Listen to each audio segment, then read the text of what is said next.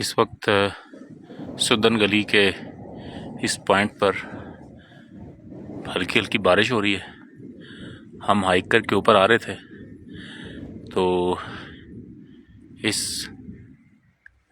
Fern के दरख्त के नीचे हमने जो है ना वो शेल्टर लिया है। इसको लोकल ज़ुबान में तून कहते हैं।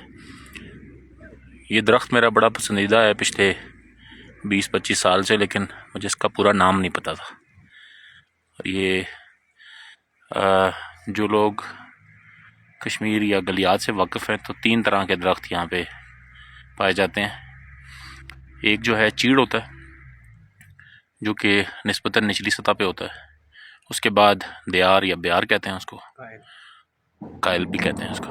और फिर ये जो है दरख्त जिसका हम अभी जिक्र कर रहे हैं, जिसकी तारीफ़ में ये हम वीडियो बना रहे हैं, फर्न या तून। तो थैंक यू तून भाई। ये तून भाई जो है मुझे लगता है कोई 500-700 साल पुराने हैं और इतनी बड़ी छतरी इन्होंने बनाई हुई है हमारे लिए। अल्लाह ताला इनको ज़िंदगी सेहत दे और इन सारे दरख्तों को हिफाजत और इंसान की शर से बचाए।